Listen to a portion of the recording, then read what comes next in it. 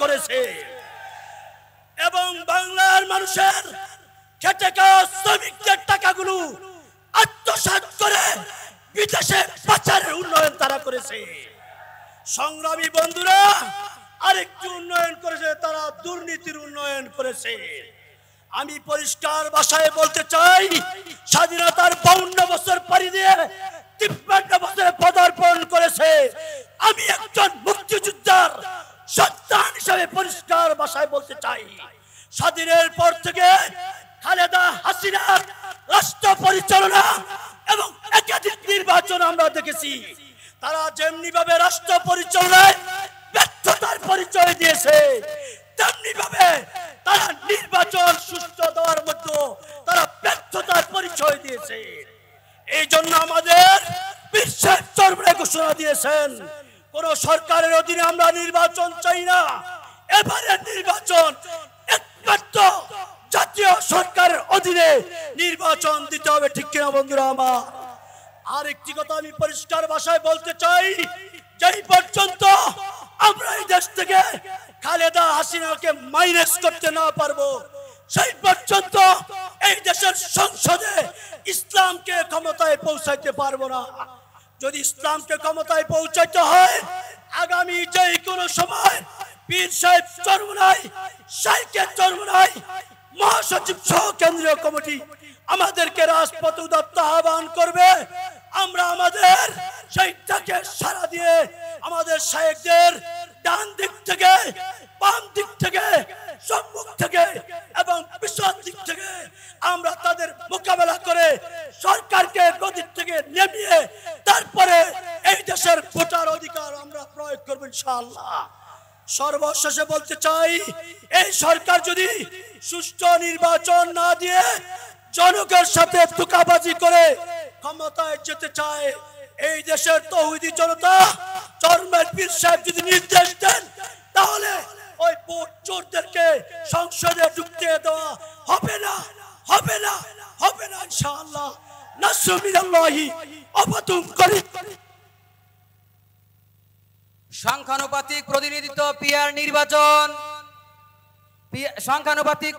সংখ্যানুপাতিক প্রতিনিধিত্ব পিআর নির্বাচন প্রবর্তন ও জাতীয় সরকারের অধীনে জাতীয় সংসদ নির্বাচনের দাবিতে ইসলামী আন্দোলন বাংলাদেশ মাধবদী থানা শাখা কর্তৃক আয়োজিত আজকের এই ঐতিহাসিক তৃণমূল সম্মেলনে এ পর্যায়ে বক্তব্য নিয়ে আসছেন ইসলামী আন্দোলন বাংলাদেশ নরসিংদী জেলা শাখার বিপ্লবী সভাপতি জননেতা আলহাজ আশরাফ হোসেন ভুইয়া।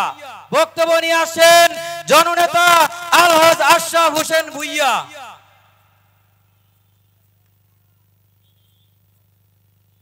আসসালামু আলাইকুম ওয়া রাহমাতুল্লাহ। নাহমাদুহু ওয়া নুসাল্লি আলা রাসূলিল কারীম, আম্মা বা'দ। আউযু বিল্লাহি মিনাশ শাইতানির রাজীম। বিসমিল্লাহির রহমানির রহিম।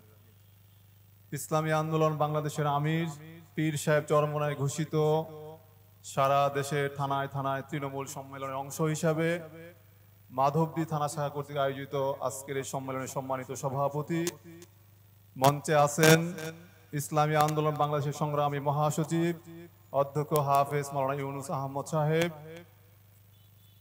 উপস্থিত কেন্দ্রীয় দায়িত্বশীল জেলা থানা পর্যায়ের নেতৃবৃন্দ এবং আমার সামনে শান্তিকামী মুক্তিকামী ভাই এবং বন্ধুগণ।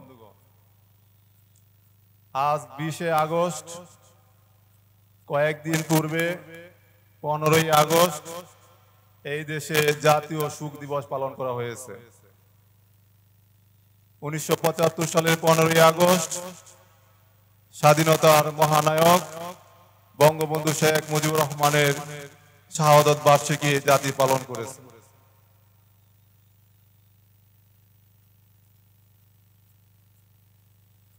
ইতিহাস থেকে আমি বঙ্গবন্ধুকে যতটুকু পাই, এদেশের মানুষের শান্তি এবং কল্যাণের জন্য যিনি তার জীবনকে উৎসর্গ করেছেন, আমি বঙ্গবন্ধুর প্রতি শ্রদ্ধা জ্ঞাপন করে দিয়ে একটা কথা বলতে চাই। আজকেও যারা বঙ্গবন্ধু প্রেমিক আছেন তাদের হৃদয়ে সাড়া দেয় সেই গান, যদি রাত পোহালে শোনা যেত বঙ্গবন্ধু মরে নাই। আমিও ভাবি যদি আজকে বঙ্গবন্ধু মঞ্চে আসতেন, যদি উনি আমাদের সামনে বক্তৃতা দিতেন তাহলে উনি কি বলতেন? আমার মনে হয় বঙ্গবন্ধু বলতেন, আমি মৃত্যুর পূর্বে বলে এসেছিলাম সবাই পায় তেলের খনি, আর আমি পেয়েছি চুরের খনি। আর আজকে সেই চোরগুলি ডাকাত হয়ে গেছে। প্রিয় বন্ধুরা আমার, বিগত নির্বাচনে 2018 সালে আমি আপনাদের আসনে এমপি প্রার্থী ছিলাম পীর সাহেব চরমনাইয়ের পক্ষ থেকে হাত পাখা প্রতীকে। আপনাদের আশা ছিল, স্বপ্ন ছিল আমাকে সংসদে পাঠাবেন, আপনাদের পক্ষে কথা বলবো। কিন্তু দুর্ভাগ্যের বিষয়, আমি নির্বাচনের দিন সকাল 11টায় যে দেখি আমার ব্যালট ব্যাপার নাই। তার মানে কি, আগের রাতেই তাহাজ্জুদের সময় আমার ভোট চুরি হয়ে গেছে। ঠিক কিনা বলেন? আর এবার কি দেখলাম, বরিশালে মেয়র নির্বাচনে দেখলাম সেই চোরগুলি ডাকাতে রূপান্তরিত হয়েছে। ডাকাতরা দিনে দুপুরে আমাদের নায়েবে আমির মুফতি সৈয়দ মোহাম্মদ ফয়জুল করিমের হাত পাখার ভোট, শান্তির প্রতীক হাত পাখার ভোট শুধু ডাকাতেই করে নাই, আমাদের আমিরকে রক্তাক্ত করেছে। ঠিক কিনা বন্ধুরা আমার? আমার মনে হয় আজকে যদি বঙ্গবন্ধু আসতেন, এই আওয়ামী লীগ থেকে উনি বলতেন, আমি বাংলার মানুষের মুক্তি চাই, বাংলার মানুষ বাঁচতে চাই, এই আওয়ামী লীগকে হটাতে হবে। আজকে বাংলার মানুষ তেল কিনলে নুন কিনতে পারে না, চাল কিনলে ডাল কিনতে পারে না, বাংলার মানুষের নিরাপত্তা নাই। এই আওয়ামী লীগকে লাথি মেরে এই বাংলাদেশে এমন সরকার প্রতিষ্ঠিত করতে হবে, সর্বকালের সর্বশ্রেষ্ঠ মহামানব, বিশ্ব মানবতার মুক্তির দূত মুহাম্মদ সাল্লাল্লাহু আলাইহি ওয়াসাল্লামের আদর্শের প্রতীক হাত পাখাকে সংসদে নিতে হবে। ঠিক কিনা বন্ধুরা আমার? আজকে বঙ্গবন্ধু থাকলে বলতেন, পীর সাহেব চরমনাই তুমি এগিয়ে যাও, আমি আছি তোমার সাথে। আমি আওয়ামী লীগের ভাইদেরকে বলতে চাই, জাতীয় সরকারের অধীনে জাতীয় নির্বাচন, এটা আজকে বাংলাদেশের মানুষের গণ দাবি। বাংলার মানুষ ভোটের অধিকার চায়, ভাতের অধিকার চায়, বাঁচার অধিকার চায়। আওয়ামী ভাইদেরকে বলতে চাই, যদি আপনারা বঙ্গবন্ধুর সৈনিক হয়ে থাকেন তাহলে আওয়ামী লীগ ত্যাগ করেন, জনগণের কাতারে আসেন, মানুষের ভোটের অধিকার আদায়ের জন্য পীর সাহেব চরমনার নেতৃত্বে এই আন্দোলনে শামিল হন। আগামী জাতীয় নির্বাচনে এদেশের মানুষের ভোটের অধিকার আদায়ে জাতীয় সরকারের অধীনে জাতীয় নির্বাচনের দাবি আদায় করে ইনশাআল্লাহ ঘরে ফিরতে চাই। দল মত নির্বিশেষে পীর সাহেব চরমনার হাতকে শক্তিশালী করে আহ্বান জানিয়ে আমার বক্তব্য শেষ করলাম। আল্লাহ হাফেজ। বাংলাদেশ জিন্দাবাদ, ইসলামী আন্দোলন বাংলাদেশ জিন্দাবাদ, পীর সাহেব চরমনাই জিন্দাবাদ। আজকের এই ঐতিহাসিক তৃণমূল সম্মেলনে এই পর্যায়ে বক্তব্য নিয়ে আসছেন ইসলামী আন্দোলন বাংলাদেশ কেন্দ্রীয় ইসলামী আন্দোলন বাংলাদেশের কেন্দ্রীয় কমিটির সম্মানিত দপ্তর সম্পাদক মাওলানা লুকমান হোসেন জাফরি। বক্তব্য নিয়ে আসছেন মাওলানা লুকমান হোসেন জাফরি।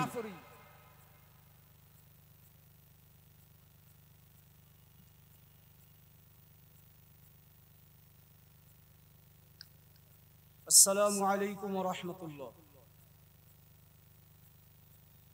الحمد لله رب العالمين والصلاة والسلام على سيد المرسلين وآله وأصحابه أجمعين. أعوذ بالله من الشيطان الرجيم. بسم الله الرحمن الرحيم. إن الحكم إلا لله. صدق الله العظيم. اللهم صل على سيدنا محمد صلى الله عليه وسلم. ইসলামী আন্দোলন বাংলাদেশ মাধবদী থানার উদ্যোগে আয়োজিত আজকের এই থানা তৃণমূল প্রতিনিধি সম্মেলনের মহতরাম সভাপতি উপস্থিত আছেন আমাদের মহতরাম মহাসচিব জননেতা অধ্যক্ষ হাফেজ মাওলানা ইউনুস আহমদ সাহেব। প্রধান অতিথির গুরুত্বপূর্ণ ভাষণ দেবেন শায়েখে চরমনাই। উপস্থিত জাতীয়, জেলা, থানা, ইউনিয়ন এবং ওয়ার্ড থেকে আগত নেতৃবৃন্দ, ভাই ও বন্ধুগণ, আজ আমরা এক করুণাক্ষণে অবস্থান করছি। মুসলমানদের সক্রিয় সভ্যতা বিজাতীয়দের হাতে তুলে দিয়ে আমরা নীরবে রয়েছি। ইসলামী তাহজিব তামুদ্দুন ধ্বংসের দ্বার প্রান্তে দাঁড়িয়ে বাঁচাও বাঁচাও বলে চিৎকার করছে। আজকে ইসলাম এবং মুসলমানদের সক্রিয়তা থাকবে কি থাকবে না প্রশ্ন উঠেছে। বলতে পারেন কেমনে? আজকে মসজিদের মেম্বারে তালা লাগিয়ে দিয়েছে। সাপ্তাহিক খুতবায় খতিব সাহেব তার হক কথাগুলো মসজিদের মেম্বার থেকে বলতে পারে না। আজকে ওয়াজের মাহফিল আজকে নিয়ন্ত্রণ করে নিয়েছেন, ওয়াজ করার জন্য পারমিশন লাগে। আজকে ওয়াইজিনরা পীর মাশায়েখরাও সত্য কথা ইসলামের সঠিক কথাগুলো আমাদের কাছে পৌঁছাতে পারে না, বাধা সৃষ্টি করেছেন। আজকে উলামায়ে কেরাম পীর মাশায়েখদের উপরে নির্যাতন নিষ্পেষণ মানসিক টর্চারিং সহ এমন কোন অপরাধ নাই আমাদের দেশের আইন শৃঙ্খলা বাহিনীর মাধ্যমে সরকার করিয়ে না থাকে। সম্মানিত উপস্থিতি, শুধু এটাই নয়, আওয়ামী লীগ সব দোষ তো তাদেরই বললেন। আপনারা সবাই একে একে বলতেছেন, আসলে যে দোষী তার দোষকে বলতেই হয়। আমরা যদি হিসাব করি, এদেশের ধর্ম নিরপেক্ষতাবাদে সংবিধানে সংযোজন করে ইমানের উপরে সর্বপ্রথম আঘাত দিয়েছে আওয়ামী লীগ। 2008-এ ক্ষমতায় এসে আবার পুনরায় আল্লাহর উপর পূর্ণ আস্থা ও বিশ্বাস, সংবিধানের 4 মূলনীতির প্রথমটাকে উঠিয়ে ধর্মের উপরে, মুসলমানদের উপরে, বাংলাদেশের অস্তিত্বের উপরে আঘাত দিয়েছে আওয়ামী লীগ। 2000 সনে ফতোয়া বিরোধী রায় দিয়ে ইসলামের উপরে সর্বপ্রথম আঘাত দিয়েছে এই আওয়ামী লীগ। উলামায়ে কিরামদেরকে নির্যাতন নিষ্পেষণ করে 2013 সনে হাজার হাজার উলামায়ে কিরামদেরকে হত্যা করেছে এই আওয়ামী লীগ। 2021-এ মোদির সফরকে কেন্দ্র করে এদেশের হাজার হাজার উলামায়ে কিরামদেরকে নির্যাতন নিষ্পেষণ মামলা দিয়ে রাজ কারাগারে নির্যাতন করতেছে আওয়ামী লীগ। আমরা যদি বলি আওয়ামী লীগ কি না করছে, মুসলিম কান্ট্রিতে শিক্ষা সিলেবাসের মধ্যে হিন্দুত্ববাদ প্রবেশ করাইছিল এই আওয়ামী লীগ, নাস্তিকবাদ সিলেবাসের মধ্যে প্রবেশ করিয়েছে এই আওয়ামী লীগ। সর্বোপরি এই 2023-এর সিলেবাসের মধ্যে ডারউইনের থিওরি বন্দর থেকে মানুষ সৃষ্টি হয়েছে। মুসলমানের দেশে আল্লাহর অস্তিত্বকে অস্বীকার করে শিক্ষা সিলেবাসের মধ্যে এই ডারউইনের থিওরি ঢুকিয়েছে। তার নাম কি? সবাই বলেন তার নাম কি? আওয়ামী লীগ। আমরা যদি জিজ্ঞাসা করি, দ্রব্যমূল্যের নিয়ন্ত্রণ স্বাধীনতার পর থেকে অদ্যাবধি সর্বোচ্চ খারাপ পর্যায়ে, মানুষের নাবিশ্বাস পর্যায়ে নিয়েছে কোন সরকার? জোরে বলেন কোন সরকার? আমরা যদি বলি আইন শৃঙ্খলার অবনতি, আজকে র্যাব, পুলিশ, বিজিবি, এজিবি, গোয়েন্দা, মিলিটারি সহ কত সংস্থা রয়েছে, যদি জিজ্ঞাসা করি এই লোকগুলা নিয়োগ করা হয় অবশ্যই খারাপ লোককে শাসন করার জন্য, খারাপকে ভালো করার জন্য।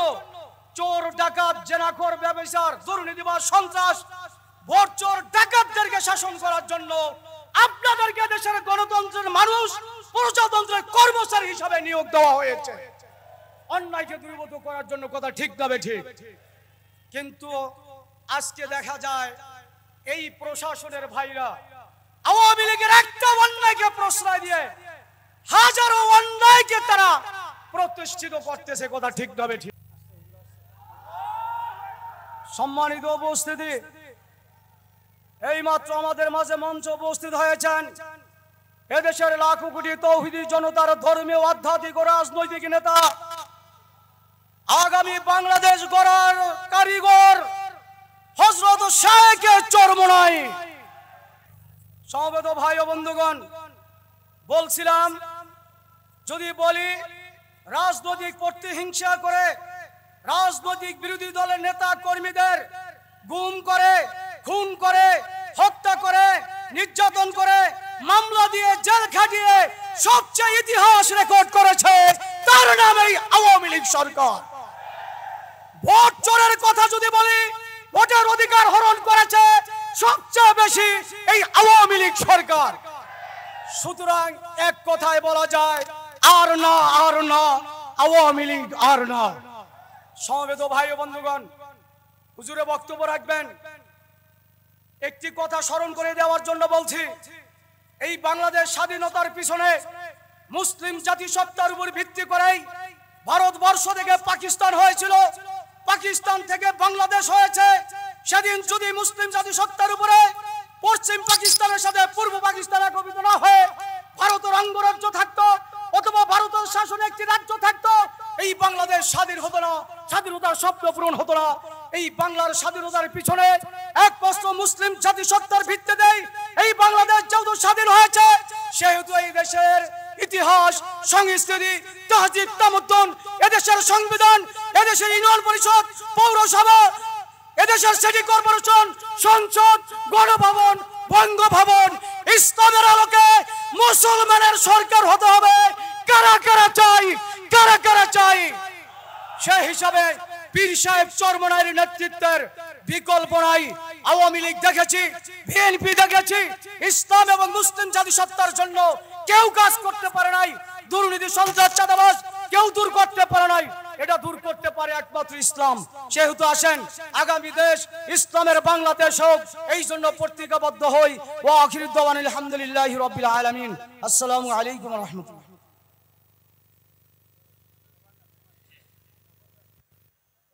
আজকের এই ঐতিহাসিক তৃণমূল সম্মেলনে এ পর্যায়ে বক্তব্য নিয়ে আসছেন ইসলামী আন্দোলন বাংলাদেশ ঢাকা বিভাগীয় সাংগঠনিক সম্পাদক অধ্যাপক সৈয়দ বেলায়েত হোসেন। বক্তব্য নিয়ে আসছেন অধ্যাপক সৈয়দ বেলায়েত হোসেন।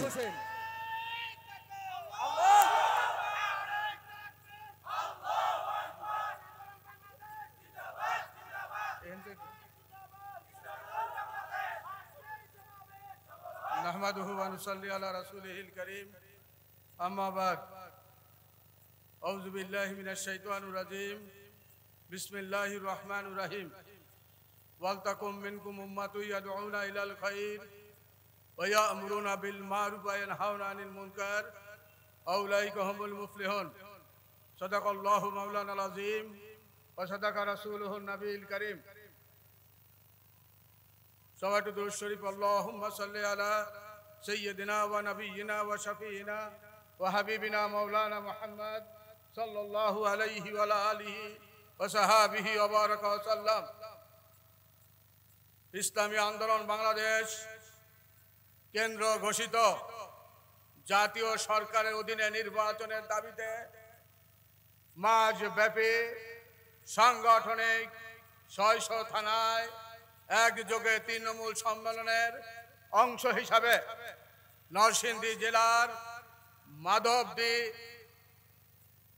উপজেলার আজকের এই তৃণমূল সম্মেলনের সংগ্রামী সভাপতি, আজকের প্রধান অতিথি, এদেশবাসীর ধর্মীয়, আধ্যাত্মিক এবং রাজনৈতিক নেতা, ইসলামী আন্দোলন বাংলাদেশের অগ্রসেনানী, সিনিয়র নায়েবে আমির, শাইখুল হাদিস আল্লামা মুফতি সৈয়দ মোহাম্মদ ফয়জুল করিম, শাইখে চরমনাই, আন্দোলনের মহাসচিব আল্লামা অধ্যক্ষ ইউনুস আহমেদ, জাতীয় নেতৃবর্গ, নরসিংদী জেলা নেতৃবর্গ, সহযোগী নেতৃবর্গ, মাধবদীবাসী ভাই এবং বন্ধুগণ, দেশের অবস্থা ভালো না।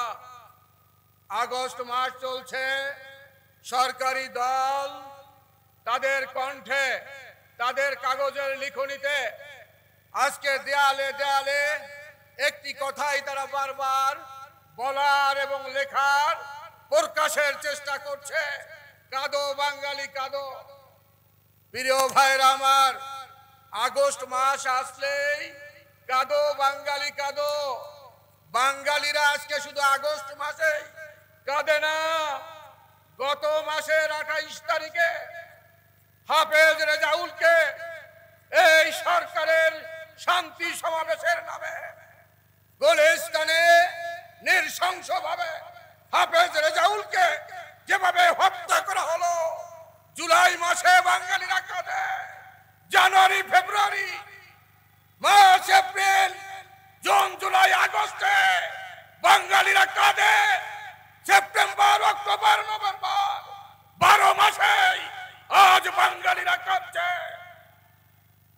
বিশ্বজিৎ একজন হিন্দু ছাত্র নেতা, সেই জগন্নাথে এই ছাত্রলীগের লোকেরা নৃশংসভাবে সে বাঁচার জন্য কত চেষ্টা করছে, কত আত্মনাদ করেছে। সন্ত্রাসী ছাত্রলীগরা তাকে বাঁচতে দেয় নাই। কাঁদো বাঙালি কাঁদো, বুয়েটের আবরারকে হত্যা করা হয়েছে। কাঁদো বাঙালি কাঁদো, জাহাঙ্গীরনগর বিশ্ববিদ্যালয়ে বঙ্গবন্ধুর এই সোনার ছেলেরা 100 ধর্ষণ করার পরে সেঞ্চুরি অনুষ্ঠান করে আবার তাকে সরকার সেই বিশ্ববিদ্যালয়ে কর্মকর্তা বানিয়ে বাঙালিকে কাঁদাচ্ছে। প্রিয় উপস্থিতি, বাঙালি কাঁদছে। বঙ্গবন্ধু ভোট এবং ভোটের অধিকারের জন্য সংগ্রাম করেছিল, মানচিত্র পরিবর্তন করেছিল। লক্ষ লক্ষ মা বোনের ইজ্জতে কিনা আমার এই সোনার বাংলা, লক্ষ লক্ষ মানুষের রক্তের বিনিময়ে কিনা আমার এই সোনার বাংলা তিনি প্রতিষ্ঠিত করেছিলেন। বঙ্গবন্ধুর নেতৃত্বে এদেশের মানুষ জেগে উঠেছিল ভাত এবং ভোটের অধিকার প্রতিষ্ঠার জন্য। আজকে তার কন্যা এই ভাত এবং ভোটের অধিকারকে কেড়ে নিয়েছে। কাঁদো বাঙালি কাঁদো। আজকে 365 দিনে বাঙালি কাঁদছে। আমাদেরকে বাঁচতে হবে, আমাদেরকে মুক্তি হতে হবে, আমাদেরকে শান্তি ফিরিয়ে আনতে হবে। পীর সাহেব চরমনাই, শায়েখে চরমনাই, মুফতি সৈয়দ মোহাম্মদ ফয়জুল করিম আজকে জেগে ওঠার জন্য, বাংলাদেশের মানুষকে আবার একটি আন্দোলন করার জন্য, জাগার জন্য বলছে। আমাদেরকে জাগতে হবে অধিকার আদায়ের জন্য। ভৌগোলিক ভাবে এই মানচিত্র মুসলমানের মানচিত্র।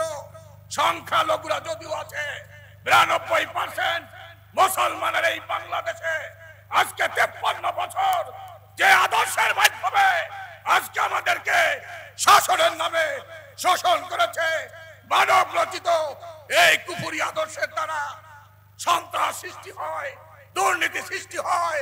আজকে সরকারের গ্রামের একজন ছাত্র নেতা 2000 কোটি টাকা আত্মসাৎ করে বিদেশে পাচার করতে পারে। আজকে এই সরকার বাংলাদেশ চলতে পারে, যে বাজেট ঘোষণা করা হয় 2 বছর চলতে পারে। এত 10-14 লক্ষ কোটি টাকা বাংলাদেশের টাকা আজকে বিদেশে পাচার করেছে। বাংলাদেশ অর্থনৈতিকভাবে তলাবিহীন ঝুলিতে পরিণত হয়েছে।